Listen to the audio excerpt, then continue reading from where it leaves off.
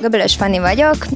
Győrből a Széchenyi István Egyetemről érkeztem, és építészmérnöknek tanulok. Vizi Borbála vagyok, és Moholi Nagyművészeti Egyetemen tanulok, és most diplomáztam BA szakon. Én pedig Kovács Brigitta vagyok, én a Pécsi Tudományegyetem hallgatója vagyok, és jövő tavasszal fogok diplomázni a osztatlan építész szakon. Jelenleg Balaton felvidéken vagyunk, Kisapátiban, és itt egy nagyon szuper közösségi tér készült a helyiekkel közösen. Az első benyomásom a helyről az volt, én kocsival érkeztem akkor, és így rögtön megláttam a hegyet, és már láttam, hogy jó, ide jövünk, mert nyilván kutatómunka előzte meg azt, hogy mi ide megérkezünk. És átszaladt előttem pár róka, már ez is annyira hozzátett ahhoz, hogy én így megérkezek. Állatvilág, gyönyörű táj, Balaton, és ez csak tetőzte az is, hogy mennyire nagy szeretettel fogadtak itt minket. Volt egy olyan alkalom, amikor elmentünk és körbekérdeztük a helyieket, és interjúztunk, és befogadtak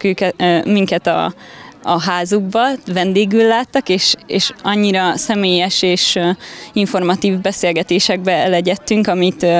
amit így külön köszönök is. A helyiekkel közösen elég konkrétan meg tudtuk határozni azokat a funkciókat, amiket mindenképpen szerettek volna, hogy létrehozzunk, hogy megtámogassuk. És utána több körön keresztül gondolkodtunk azon, hogy miként lehetne legjobban formailag kiszolgálni ezeket az igényeket, és végül is aztán a stég koncepciónak a fő gondolata az volt, hogy egy nagyon sok funkció tartalmazó, területileg szórt építményt mégis egy tető alá hozzunk, és így alakult meg a mi kis stégünk, és aztán a továbbiakban ezt dolgoztuk tovább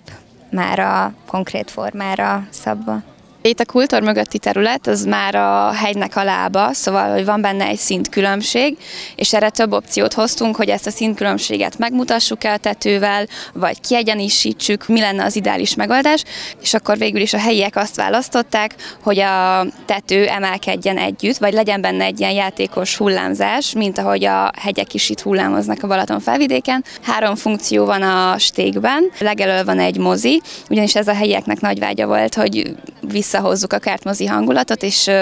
néhányan fel is ajánlották, hogy tudnának ebbe segíteni, kivetítővel, meg mindenféle egyébbel. Úgyhogy elől van egy mozi, ez egy dobogós rendszer, utána pedig hozzá kapcsolódik egy sima padozat, amit mi jogapadozatnak hívunk, ugyanis utána jön az edzőpark, ehhez kapcsolódik, és ez igazából kiegészítése is tud lenni a sportolási funkcióknak, és a legvégén pedig szerintem a legjobb dolog, hogy van egy dobogó, amire gyönyörű asztalokat tudtunk rátenni, mert kaptunk a helyiektől gyönyörű falapokat, úgyhogy ott pedig nagyon-nagyon kedvesen lehet gyülekezni és enni, inni, mulatozni.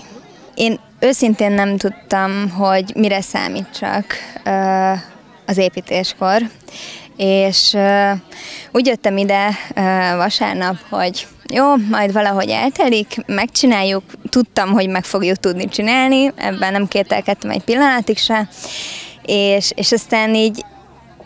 konkrétan 2 perccel azután, hogy megérkeztem, tudtam, hogy na most már végképp minden rendben lesz, nagyon kedvesen fogadtak minket, és tényleg folytatták, és még tetőzték azt a kedvességet, amit így hónapról hónapra kaptunk. Elképesztő volt számomra az, hogy egy ilyen dolog ennyi segítséggel ilyen hamar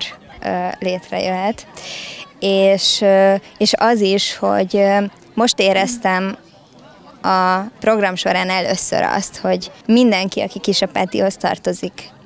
vagy lenti, vagy hegyi, vagy a program résztvevője, vagy közvetve a program résztvevője itt volt, és mindannyian Kisapátihoz tartoztunk. Végül is az egész stéget megépítettük, és amikor én ezt megtudtam, hogy ez így fog történni, őszintén kétségeim voltak, hogy sikerülni fog, és nekem az egy csodálatos élmény volt, amikor tudtam, hogy jön 2 fiú, aki az előző évfolyamokban volt jelen, és annyira megkedvelték ezt a közösségi tervezést, építést, meg szeretnek csak úgy építeni. Az a lényeg, hogy visszajöttek nekünk segíteni,